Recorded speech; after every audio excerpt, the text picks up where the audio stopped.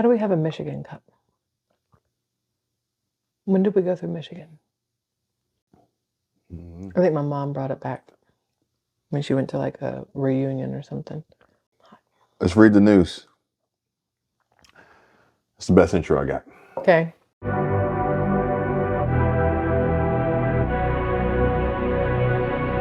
First one up, Fox News. Alarming surveillance. Feds ask banks to search private transactions for terms like MAGA and Trump. One bank allegedly handed over information to FBI voluntarily and without any legal process.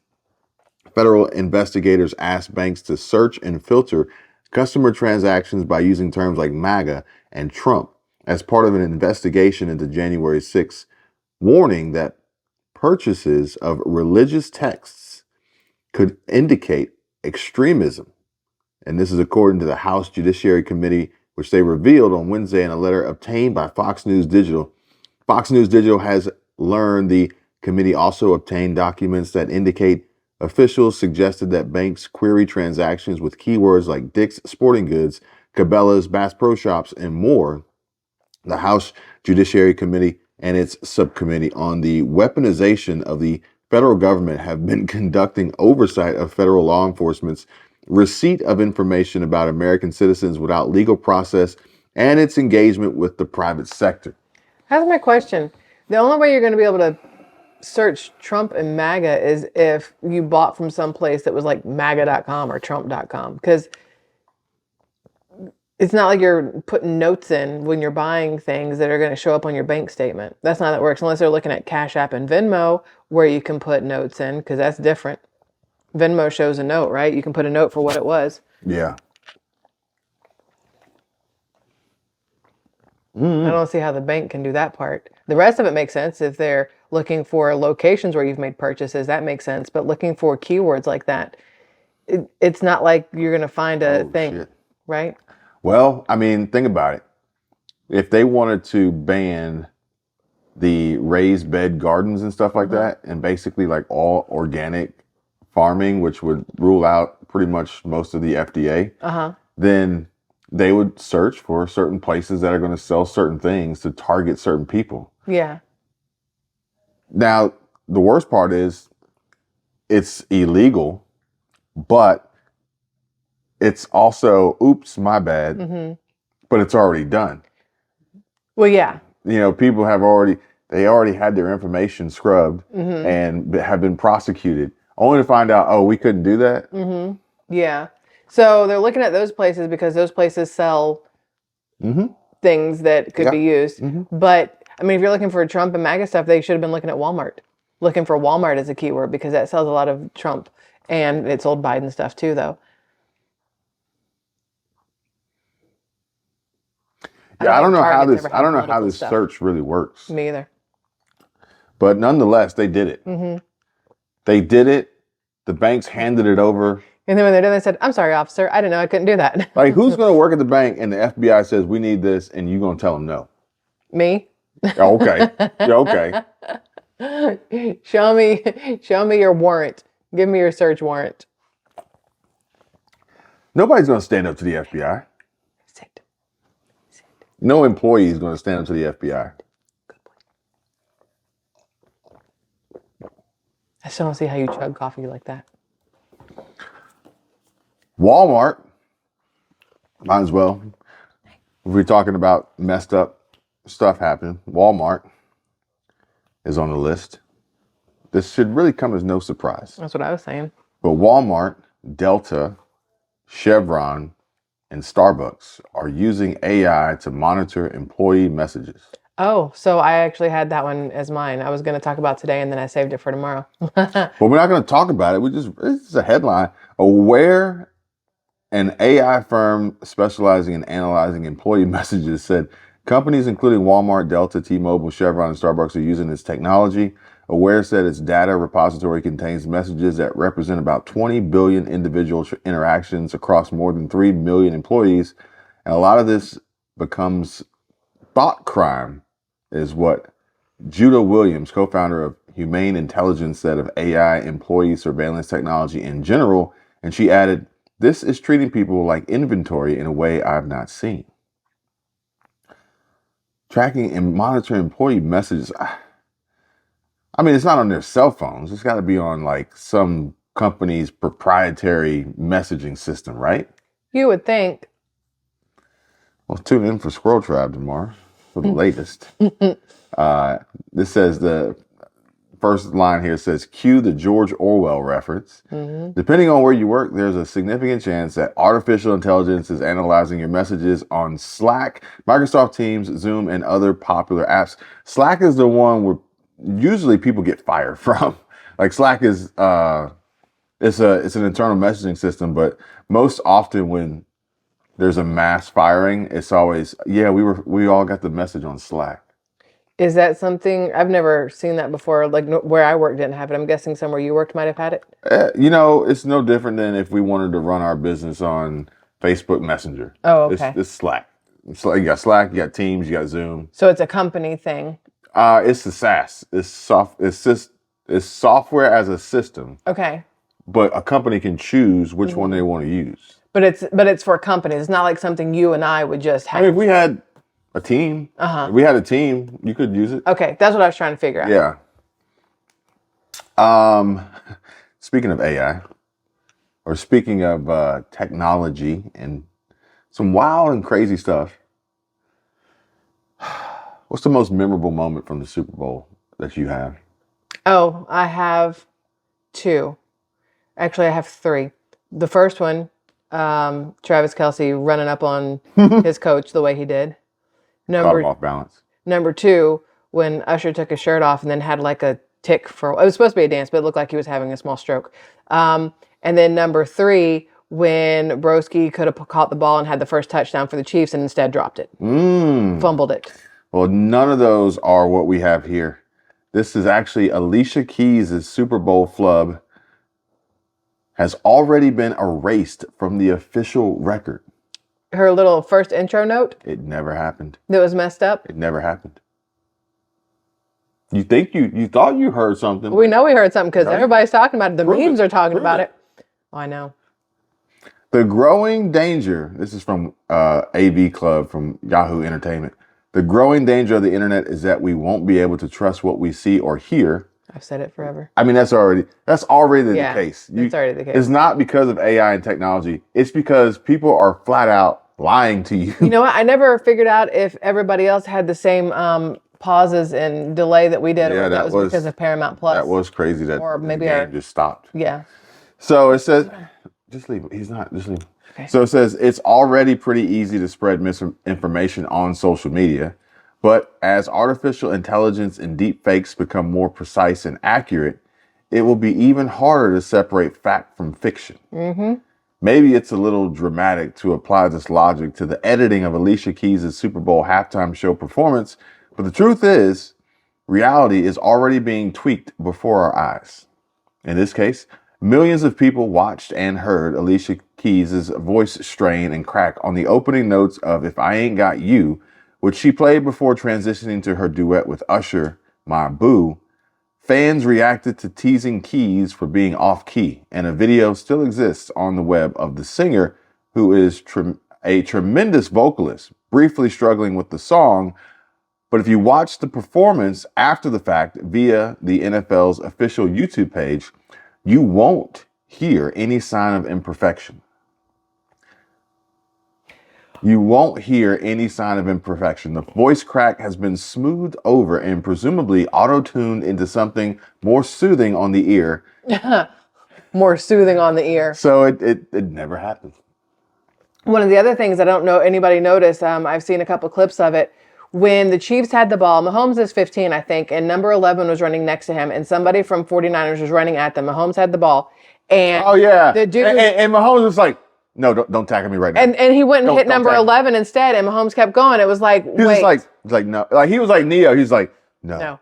So that's why everybody's like, this thing was scripted. As many times as Mahomes got sacked, as many fumbles as they had, the whole thing had to have been scripted. They knew who was supposed to win, but they also had plays where they had to mess up and everything else. Because I was saying during the Super Bowl that the only reason anybody had points or even won is because the kickers did most of the work. I mean, if that were true, doesn't matter, okay? Because I was actually thinking about this today. Were you not entertained? Exactly. Yes, I know. I was thinking about this today.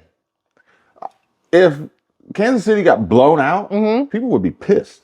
Yeah. People would be pissed. Yeah. So instead, you make a game. You make it look like they're going to lose, let the 49ers see. Because the 49ers started strong on offense. And, the Chiefs sucked on defense. Is it more to this, right? Because if they got blown out, people would be pissed. Their mood would have changed. Yeah. Their opinion of the advertisements during the commercials would be swayed because they're not happy. Those commercials sucked this year anyway, so it doesn't really matter. The whole Super Bowl was lackluster. Unfortunately, it's only going to get worse. I think next year's Super Bowl, you might as well pop an Ambien and fall asleep because it's gonna be garbage. Did you see the thing? I don't know if it's true or not, but you see the thing where it looked like they had club VIP style seats on the sidelines of the Super Bowl? I've seen the picture 5 times, and I don't know if it's real or fake because I haven't There's dove seats into on the field. No, I mean the U-shaped booths that you get VIP service where they bring out bottles to pop and stuff like that. It looked like a club atmosphere. There's 3 or 4 of them in a row on the sidelines, and I don't know if it's real or not. No. Those are legit.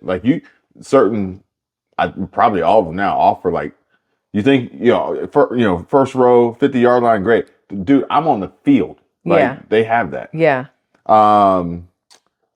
But yeah, I think they're going to continuously go downhill. They're going to be less and less exciting and they're going to cost more and more and more. Unless they get some better writers and producers to make it more entertaining, more exciting. But at the same time, it's if you think about it, it's this has been going on for so long. It's almost like they have to manipulate it to try and make it better than what it is. Cars today. They pump in fake sound inside the car to make it sound better instead of actually just making it sound better. True. I also wonder what halftime show could they have where not half of the population is going to bitch and moan about it. Because so many people are like, oh my God, I can't believe they brought an usher. That was disgraceful and blah, blah. I'm like, bro, it was great. I thought it was great. There's nothing he did that was gross. Nothing he did that was whatever. The Cirque du Soleil style stuff in the beginning was cool. I mean, unless you could bring back Michael Jackson. No, you can't. Even Michael would be. He still would have the same thing. Controversial. Prince was controversial. You can't even put Queen or Aerosmith or anybody out there because they're all going to be not somebody's cup of tea. But the going thing, right? Still, people are going to have an issue with her because she wore a little dress to a funeral. But then she wore a little black dress to a funeral. Person. Anyway, but then the pastor, priest, whatever he was, kept feeling her up, which is absolutely disgraceful and disgusting. Funeral? Oh yeah, he kept putting his hands on her side and touching the side of her boob, and you could see how incredibly uncomfortable she was. But nobody called it out. Nobody called it out except for social media. It was absolutely disgusting, disturbing. Absolutely disgusting, disturbing.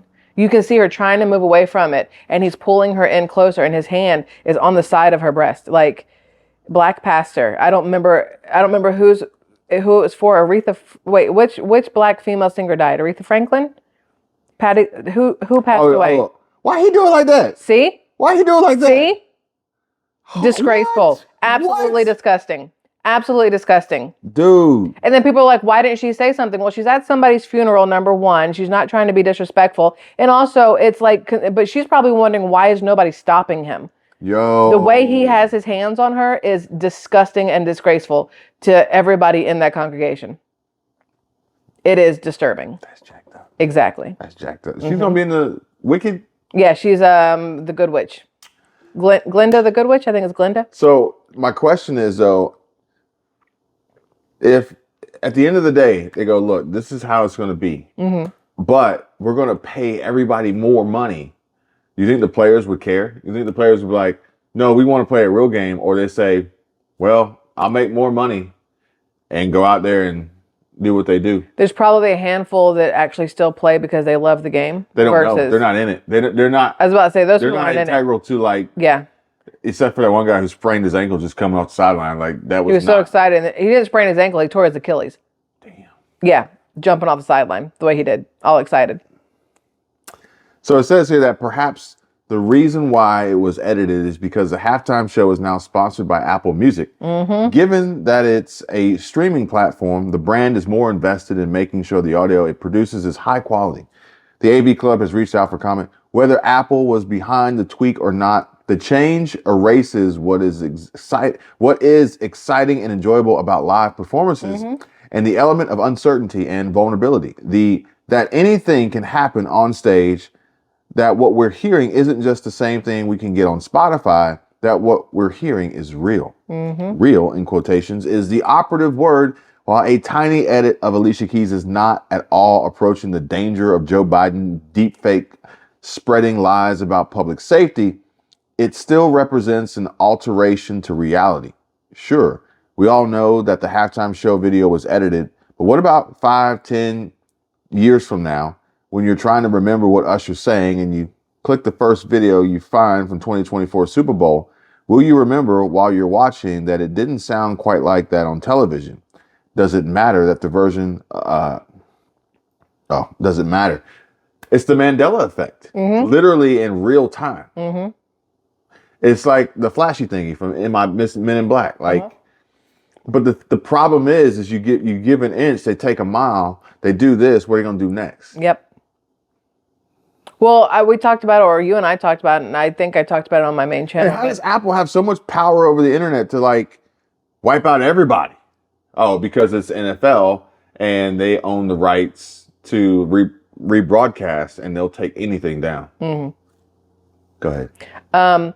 For Chinese New Year or somebody's New Year, all these people I think it was China, there was hundreds of thousands of people outside waiting for this big, huge display.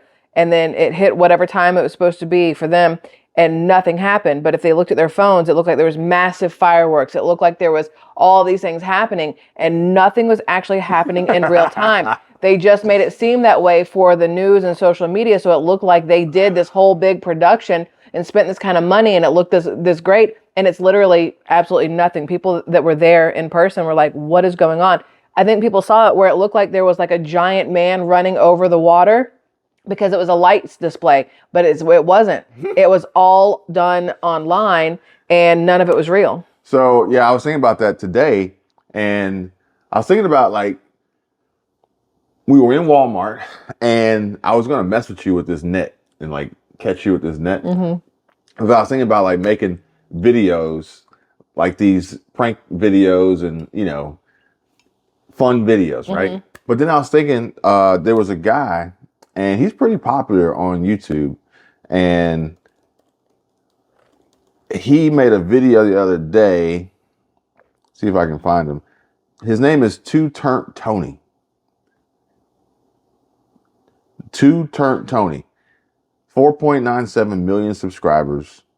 And he made this video, and it was titled "Retiring My Dad with OF Money." And I didn't watch the video, or it was a little short. I would think that some of his content, kind of like Whistling Diesel, is legit and real. Unbelievably crazy, but it really happened. Yeah. But there aren't a lot of people out there like that. And the content that gets the most views, the content that pays the most money, the content that gets you nearly 5 million subscribers is typically the content that isn't real. It's staged, is exaggerated, it's so fake. It's in order for us to survive in this space, do we need to offer the content that the masses want?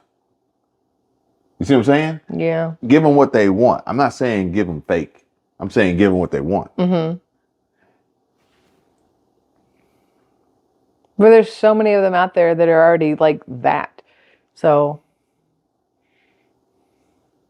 that would be like trying to have a fast food restaurant and not having a drive-through, not having a mobile app, not offering delivery service.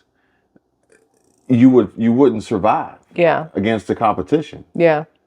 So if we want, we would be literally tanking our own business by not evolving with what the customer is telling you they want. Because if they didn't want it, it wouldn't work. Well, here's the thing. I've never had my viewers or subscribers ask me to do this kind of things. No. They're not specifically, Mrs. Literal here. They're not asking you for it. They're telling you they want it because they're getting to Tony 5 million subscribers. YouTube is telling you they want it. It doesn't matter. Yeah. They are the customer. Yeah. They are the customer. Yeah. If you're in the food court in the mall and the mall decides not to open the doors that day, it doesn't matter that the people wanted to show up. The mall didn't let them show up. Yeah. YouTube decides when they're going to open and close the door. So just start titling all your videos like you're doing some prank. No, it's not just the title. You got to introduce the AI and the fake and all the, that into the video for entertainment purposes or to make it perfect. For instance, Alicia Keys. I don't know. As we're on the topic of Super Bowl, Paramount Global recorded announcing record Super Bowl ratings. That's what we watched it on. And they are laying off 800 employees the day after announcing record Super Bowl ratings. Nice. I guess Super Bowl ratings doesn't mean profit. And Paramount Global announced Tuesday it is laying off about 800 employees, or roughly 3% of its workforce. And Paramount Global, which owns CBS, said Monday that the network set record highs on Super Bowl viewership. Backish warned of impending layoffs in an internal note sent in January, and he said at the time that Paramount Global must operate as a leaner company and spend less.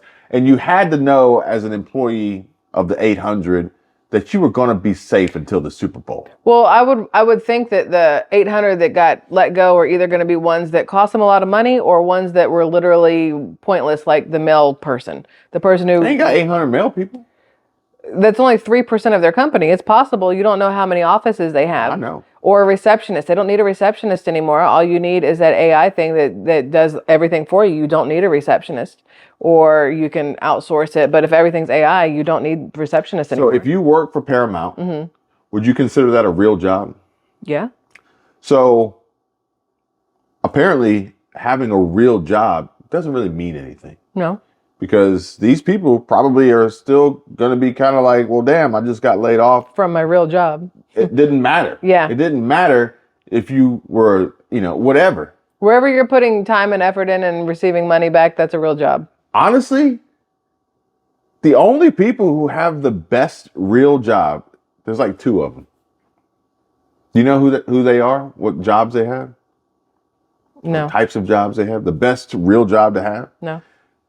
Is a contracted athlete or a politician. Why? It's guaranteed. Guaranteed money. Government is not going to lay off Mitch McConnell. The government's not going to lay off. Oh, yeah. Even when the government shuts down, they still get paid. You may not get it that And even Friday. once you're done being a president, you still get paid for the rest of your life. Contracted athletes, you sign a contract, 10-year deal, you hurt yourself next day, you still going to get paid. Yeah. Those are the best real jobs because you always know you're going to get paid. True. True. So that settles that. Business Insider says that tech layoffs are hitting companies that are doing just fine. So now it's to the point where it doesn't even seem like there's an issue, but they're still laying people off. Yeah. Tech workers have had to learn a hard lesson that layoffs can happen at companies that are fine too. Companies such as Grammarly and Microsoft have laid people off in 2024 despite healthy finances. Their decisions have been about getting resources focused on their most pressing goals. So just because, healthy finances and then looking at it like, well, we could trim some fat here. We don't need to wait until we have unhealthy finances. That's what I was thinking. Yeah. Yeah. You don't wait until your boat's almost sunk to start throwing water overboard. Yeah. There's always a little bit of water in a boat. Let's just say there's a group of boats because there's a group of companies and they're paying attention to everybody. Yeah. And the waves, you got, some crazy waves. They're taking on water. You're not. So what do? You prepare yourself. just in case. And that's what they're doing. Or they're like when you're out and about and somebody starts running and you don't know what they're running from, but they're running. So you're like, I should probably run too. You start doing that little hop skip. And then everybody just starts running and you're like, what are we running from? And the first person's like, oh, I was just running because I just like to run. I was running. Yeah. This layoff season has taught tech workers a tough lesson. They can still lose their jobs even if their company is doing fine. The latest example of this came last week as the typing assistant Grammarly, last valued at $13 billion, announced it would cut about 230 roles as part of a business restructuring. And Grammarly CEO Raul Roy Chowdhury made it clear that cuts were not a cost-cutting exercise. In a memo to staff, Roy insisted that the company's financial position is and remains strong. Instead, he said the layoffs had been conducted as a means of recalibrating resources for the AI-enabled workplace of the future. The future, you say? Man, that's crazy. But I mean, we purge all the time. Everybody probably does in some way, shape, or form, or should, whether it's cleaning out your purse or your car, or backpack, whatever challenge you subscribe to. Like, you realize I don't need all this. Yeah. And I'll get rid of it. And maybe I'll get something else in its place. But when it comes to people's jobs, there's a personal, it hits different. Even though maybe that person who just lost their job might have just did the same thing. That person who just lost their job might have just said, you know what, I'm canceling cable. I'm going to downgrade my cell phone. I'm going to, put my gym on a freeze. They were fine financially. They still had a job, but then they were like, you know what, we're going to do these measures. It's fine when they do it, but if it's done to them, then it's not. I guess people don't realize it's cyclical or circular, however you want to phrase it. But all the people who are canceling their whatever subscription, then all those subscription cancellations mean that business, Netflix, Hulu, whatever, isn't pulling in as much, so they can't pay as many employees. So then they have to lay people off, and it's a consistent thing. It just keeps going around and around. The more we try to save our money, the more it hurts the people who need us to spend our money. So then they can't have the employees that need the jobs, and it just keeps going. I mean, they're happy when the companies show up and bring the jobs. Yeah. But they're not when they go away for whatever reason it may be. And this is an imbalance that, it's a balancing act that is never going to be perfect, and you have to be ready and agile because you just never know. I like to limber up at least 3 times a day. Limber up. Yep. Stay agile. Fortune magazine, remote work jobs are disappearing before our eyes. Workers have tripled their in-office days since 2021, while fully remote roles have shrunk by a quarter. It's crazy they say triple your in-office days. So what, you have 1 and now you have 3? Yeah. Or if you had 0, what does that mean? Yeah. Now you still have 0? I was about to say, I don't think they know how math works. So remote work disappearing. Yeah. So if you're looking for ways to make money online, that's a little different than remote work. That's different than remote work, though. Yeah. I feel like that's different than remote work. I'm still looking for that job where I get paid to just read books and give my review of them. I wonder if, we will see the beginning of businesses, like the creation of businesses that never have employees in the office, which we will, but the employees will be AI. I don't see it being too far-fetched. All the computers linked up and they all communicate with each other, like, whatever, and each computer has a name and a I mean, you got Jenny, you've got Tom, you've got Craig. They got to the point now where you can go to a drive-through and the person who takes your order isn't there. Yeah. Like, and then I'm sure they'll get to the point where whoever takes your order isn't a person. It's AI with sophisticated voice scripts and prompts, the most, the best of the best in, automation. And you know what they won't have? Attitudes. It'll be a game changer for KFCs and Taco Bells. Oh, they won't have attitudes. The customers will have attitudes. Yeah, but you know, like you go to Wendy's, Taco Bell, KFC. I was really thinking of Krispy Kreme. So when you were talking about the nobody there, I was thinking of Krispy Kreme where you go in and normally there's 2 people there, but I don't think they ever look like they want to be there. But there's normally people there. But let's say you go in and there's nobody there and you just type on the screen what you want and then like a little arm opens up and shoots your little donut out at you and you turn around and go. Like, because honestly, everything that happens, the making of the donuts, that's all automated. It's all a machine, the glazing, the absolutely everything. The employees, all they do is pick them up and go put them in the display case. They make robots for that kind of stuff now. All they have to do, as you can tell, I want a donut. all they have to do is train the customers. Yes. They don't need to train the employees. And that's what I've been saying. They just got to train the customers. You train us to be okay with what's going on. You train us to want these new things because these other things are bad or whatever else or time consuming or whatever. Happen. It's easy. Oh yeah. It's all right. Where are we at right now? Everything is expensive. Minimum wage is going up, making McDonald's Big Macs cost $18. And they'll say, well, we're going to change the entire restaurant experience. You have to work with AI, but we can bring prices down by 25%. So then people are going to be like, well, that's money savings. Well, they're not going to do that. They're going to be like, we're not going to raise them another 25% because you know they're not going to cut down on their profit. But they've already gone up so high, bringing them down 25% still is beneficial to them. Yeah. And they don't have the employees to pay for. Yeah. And yeah, I mean, it's going to happen. Oh, yeah. It's going to happen. I talked about this in a video a day or 2 ago, and I cannot remember exactly what the scenario was because, you know, I've talked about a lot of things, but it was along those lines of we are being trained, reprogrammed to not want what we used to have and to want what they're working towards us being. So this next one's from Business Insider, and it kind of hits home, and it's from the finance section. It says, I make 4 times more money than my husband earns. He later admitted he was jealous of me being the breadwinner. And comments come through, and they're like, stop living off of Michelle. The hell? Yeah, stop living off of your wife. Get a job, you bum. Squirrel Tribe Life, that's the good one. Oh, that's a good one. Why did you take over her channel? The channel was way better before you took it over. It's always been you and I or you. It's never been just me on Squirrel Tribe Life. It's been us or only you for the entire time. Never been just me on Squirrel Tribe Life. The first video was mine. Yeah. It was on my channel to begin with. Yeah, it's never been just me.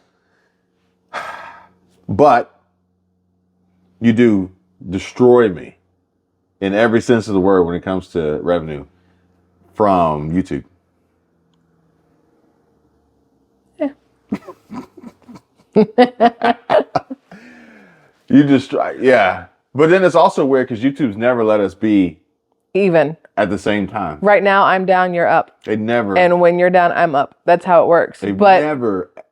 Here's the thing. It doesn't matter if I destroy you or whatever else. We're a team. And so at the end of the day, that's what matters. No, I know. No, I know. But for the people who are idiots out there who don't know. They didn't hear that. They heard whatever they wanted to hear. Yeah, I know. They heard whatever they wanted to hear. After getting a tech job and starting a successful coaching business, I became the breadwinner. At the same time, my husband took a pay cut, but we pulled all our earnings. My husband said he became jealous of my salary and he had to go to therapy. Well, who paid for that therapy? If he's jealous of her salary, why didn't he do something to make more money? Yeah, I mean, it's a ridiculous. I understand how he could. I get it. You know, he's a person. He's allowed to have feelings. Yeah.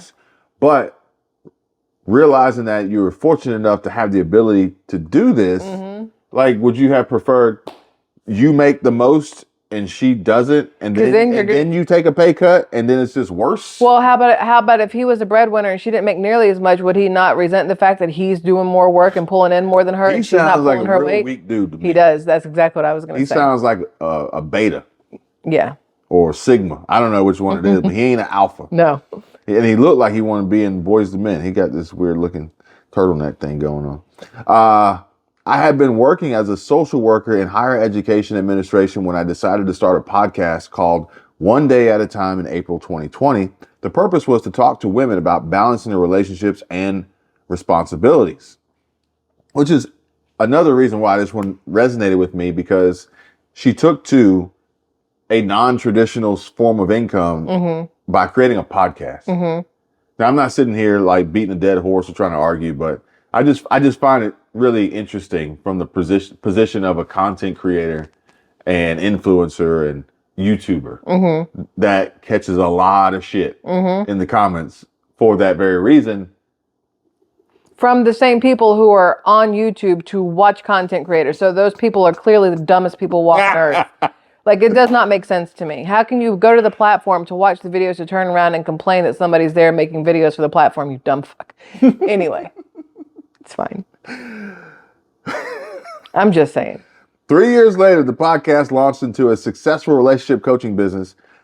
I now work full-time as a regional manager of employee experience at a tech company, in addition to having the coaching business, producing a podcast, and being an influencer on social media, which brings in additional money. My pay stubs now show that I make 4 times more than my husband, and this has only been the case within the last few years. So it has been a challenge adjusting to the change in our family dynamic. I don't think it's the money. No, it's because she's obviously a go-getter and a hard worker. I think it's the strong-willed. attention. I think it's the attention. I'm sure it's probably the attention. Because her attention has to be, with all she's described, more focused on that than him.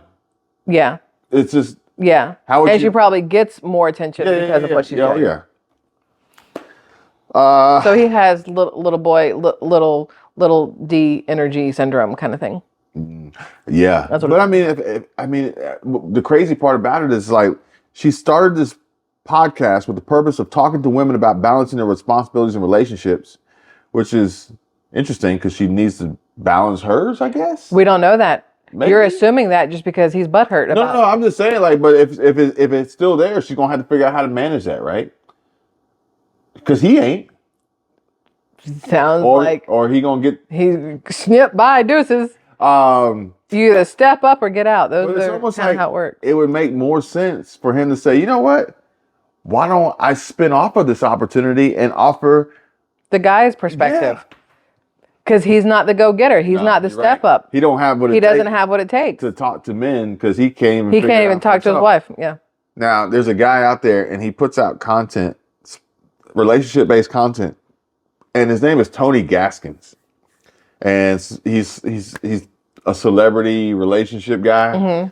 But he put out a video the other day, and it was crazy because he was trying to explain to his subscribers about his videos and his titles. It's weird. After a while, it gets to you. Yeah.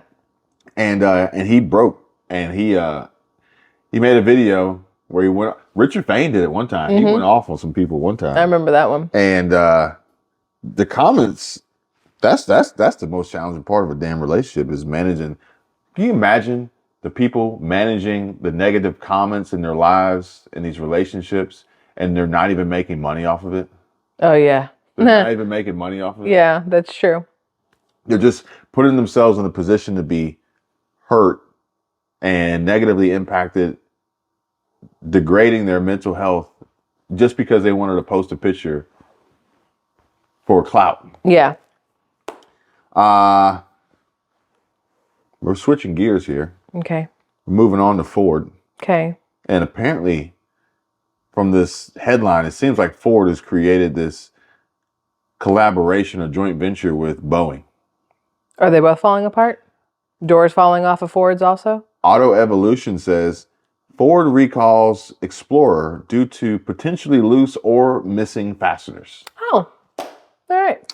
A front bias crossover between model years 2011 and 2019, the Ford Explorer was redesigned on the rear-wheel drive CD6 platform for model year 2020. Unfortunately, the Dearborn-based automaker botched up the midsize utility vehicle's rollout, and I guess they forgot to put the screws. That's not funny. I'm just saying, like, you had one job. Actually, most of the time, it's robots that are making these things. So did somebody's robot arm quit working, or what happened? So if you got doors falling off of planes, you're going to have cross members falling off of Ford Explorers. Ford Exploders were their name for a while because of, but that was the tires, wasn't it? Yeah, the Firestone. Yeah. Yeah, well, the transmissions too. I think they were blown up for a while. A lot of things. We're gonna go up to Canada. Canada says it says how a shift to electric vehicles is expected to impact your car insurance. Drivers may see higher premiums for the electric vehicles as the insurance industry adjusts to the shift from gas-powered cars to electric alternatives. This is honestly just another reason why EVs can kiss my ass. I mean, because you got to think about it. If something happens to a gas-powered vehicle, it's a lot easier to make repairs, changes, whatever. If something happens to your battery, it's $25,000 for a freaking battery. You know what you can do after an accident with a gas-powered vehicle? Walk away from it without being inside and can't turn. Odds are you might be able to drive that joker home. You can't do that when an electric. And if there's a fire in your gas-powered vehicle, you can just put it out. You know what you can't do an electric one? Just put it out. You have to have like one of those fire dampening blankets. I mean, they had to do that at that house where the guy's Tesla or whatever caught on fire. They had to figure out how to pull it out of the garage because you can't pour water on it. That doesn't work. They had to get those fire dousing blankets and cover the car with it. And they put the blanket on the car and then they had to tow it to like a tow yard or someplace while it was still flaming. Think about it like this. The shift to electric vehicles is expected to impact your car insurance. Do you not think that it's going to not impact your homeowner's insurance? Oh, yeah. Ask you if you're parking an electric car inside your garage? Oh, yeah. Everything's going to go up. The price tag of EVs and higher costs for repairs are likely to be key factors that could drive Canadian auto insurance companies' insurance higher in the coming years, similar to a trend seen in the UK. The report published by Morningstar. And it says that EVs are computers on wheels and batteries are central to their operations. And this is from Victoria Adesanya, Sanya, co-author of the report, vice president of insurance at Morningstar Global Financial Institutions Group. Quote, if the battery gets damaged, the potential for the car to be replaced is very high because they are very difficult to repair and quite expensive, he said. If it's happening in the UK and it's happening in Canada, where do you think it's going to happen next? China. Okay, there too. Ukraine. Probably some of those places. We'll subsidize their insurance for them. No big deal. Yeah, you tweak, some of these cars in these accidents, but it's like if you tweak a structural component that's supposed to be a mounting position for the battery, and you can't get it aligned, like the battery's not gonna. I mean, you can see a dog walking Chevy S10 or Silverado or even an Impala. I don't know why they're all Chevys, but I've seen a lot of dog walking vehicles. You're not going to see a dog walking Tesla. It's not going to happen. They're not going to be able to. Not unless Elon Musk puts that as a feature. As a feature, you want to have a little dog walking it? Hey. The Cybertruck has 4-wheel steer, so you could probably pull that off. You'll probably never see a Carolina Lean on a Model 3. It will jack up the tires, even worse than EVs go through tires as it is. But it says that while EVs can have lower maintenance costs compared with gas-powered cars, expensive repairs and a lack of skilled technicians can drive up overall costs, in turn affecting insurance claims, which tells me that maintenance and service, they're going to lose jobs, and these body shops are going to lose jobs because the EVs don't have as much maintenance and they're not going to be repaired. They're just going to be scrapped and they're going to be thrown in the landfill. So in essence, EVs are actually going to be far worse for the environment than gas-powered vehicles. Oh, yes. We knew that. Insurance, worse for the environment, worse for your pocketbooks. Insurance is a 1-year contract. Your coin pouch. Okay, that's where we're going. Insurance is a 1-year contract. And that means every year upon renewal, the insurance company reevaluates premiums based on their experience with theft, cost of repairs, inflation, and claims, which means that every year your insurance is going up. No, it means that when it goes up, it's going up to the significantly. Yes. Because they have to recoup what they lost the year before. For all those $25,000 batteries and vehicles that went up in flames. And they're like, oh, wow, this is way more expensive than we had anticipated. Yep. So make this higher to compensate for that and make it a little bit higher to compensate for what we don't know, the unknowns. Here are people worrying about homeowners insurance in Florida. That ain't nothing compared to what you're about to get with this EV insurance. But high insurance premiums for EV owners are not yet an issue in Canada, partly because of the slow uptake among drivers. People don't want these pieces of junk. Well, if they keep pushing it towards 2030, they're going to have to want these pieces of junk. I'd rather walk. I'm not buying one. Guess what? We won't do travel. That's fine. We got TV. we get some Apple Vision Pro. Those little Oculus. Oh, yeah, whatever they're called. We're out of here. Zero emission vehicles accounted for 8.9% of light duty car sales in 2022. Yada, yada, yada. As more people transition to EVs, insurers will adjust to the trends and will increase premiums. So far, insurers have sometimes opted to fully replace an EV, then pay for pricey repairs, as an example. So that's the other thing. The insurance companies, even if your car isn't an EV or your EV didn't have a problem, they're going to raise your insurance too. Mm-hmm. Totally off topic, but every time you say yada, yada, yada, my brain goes, you yada, yada through the best part. No, I mentioned the bisque. If you know, you know. Well, speaking of the best part, let's talk about these migrants. Or maybe this isn't about migrants. This says El Paso. Everything in Texas, I feel like is migrant based. Yeah. You can taste it. You can taste the migrants. Probably not a good thing. Probably not a good thing. Put some Texas Pete on. El Paso residents, according to The Guardian, fear air pollution will worsen after border crossing upgrade. Neighbors want to get the trucks out as the idling vehicles choke the air, causing the public health concern in the historically disadvantaged area. So they wanted God's Army's convoy to come down. But now they want them to leave because it smells so God's Army's convoy should have been a bunch of EV semi-trucks. Okay. That would have been okay. Yeah. Should have rode in like the Alamo on some horses. And we'll end this one on a high note from the latest headline from Fox News that says Super Bowl 58. Is it 58? Mm-hmm. Super Bowl 58 Black National Anthem performance causes a stir on social media. One, because nobody knew that was the Black National Anthem. Not enough. They tell you before the white national anthem is played, but they don't say anything about please rise for the Black National Anthem like they do. Please rise for the national. Why is it Black National Anthem versus national anthem? Why is this song so boring? Yeah. Yeah.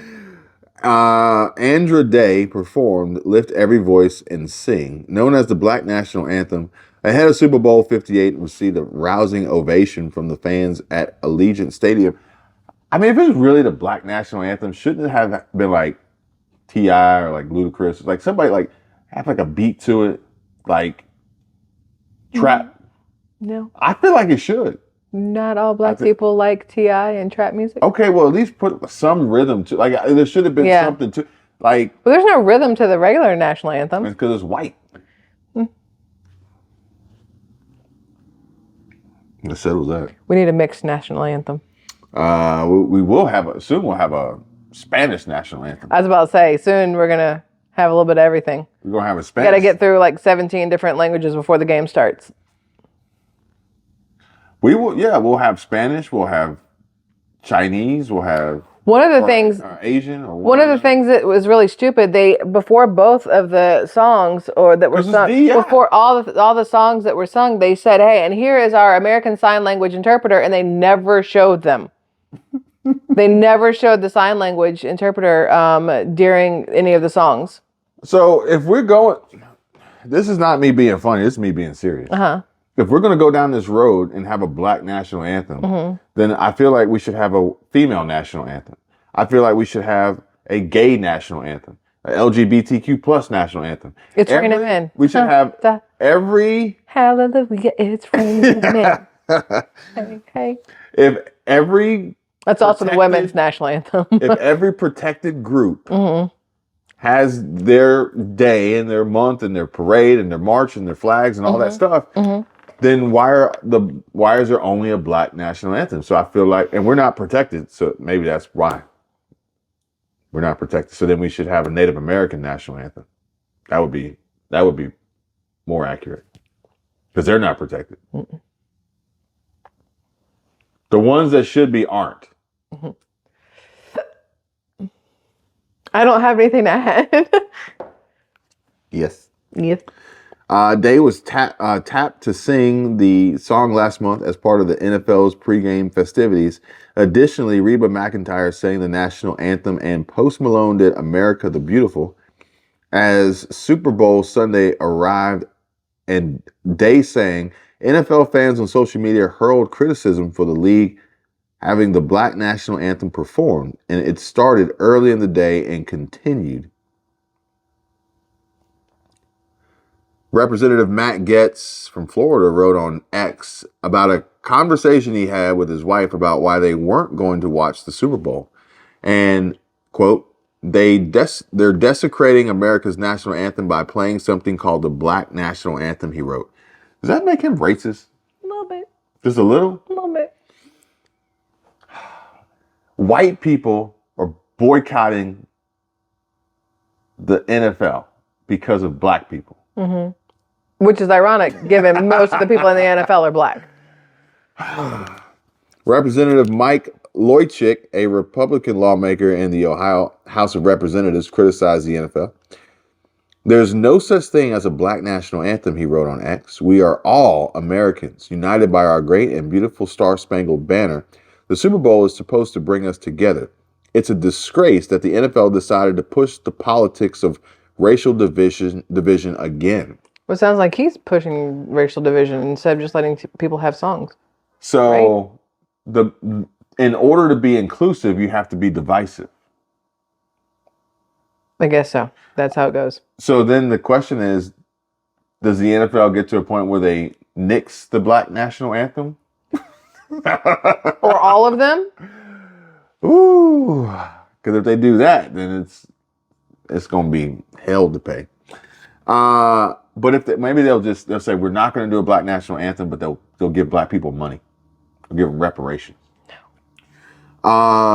Conservative pundit C.J. Pearson wrote on X, before tonight's Super Bowl, as a young black man and proud American, let me make myself clear.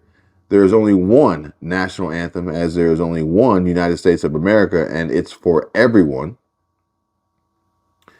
White, black, yellow, and even maroon. I think people forget that the national anthem, they don't sing the whole thing. They only sing the first two verses, which is why there's a Black national anthem. The left's agenda of division isn't just needless, it's exhausting. I mean, the national anthem literally talks about having slaves. Is that why they don't go to the third verse? Yeah. Second verse, same as the first. Except for worse. So they don't do it because it literally talks about deaths of slaves. So if they had a music video for the full national anthem, it would be worse than try that in a small town. Probably. Where are we at here? No such thing as a Black national anthem, the end, according to politician Graham Allen. And they performed at the Recording Academy's Black Music Collective event in Los Angeles and at Clive Davis pre-Grammy Gala with Stevie Wonder, Gladys Knight, Dionne Warwick, Keisha Cole, and Frederick Yonay. I can't read the rest of it. Right. Or is it? Now, unpopular opinion, I don't think I disagree in the fact that the national anthem is the national anthem. What's her something Day? What's her name? Audrey. I don't know her name. You said Andra Day. Is that it? I don't think they should call it a Black national anthem. I mean, it might be a song. They should call it the National Anthem Part 2. I don't know, but I mean, there is a national anthem, just like there's a Star Spangled Banner. There's a Pledge of Allegiance. There's a, you know what I'm saying? So 1985, Taylor Swift's version, national anthem, black people's version. Okay. I can tell you my problems, meditating my silence. But I keep pushing my pen, rotating my stylus. Brokenness feeling like sin, now no Creflo Dollar. Used to be left on red, now all the girls go holler. Now all the girls go follow. All the fake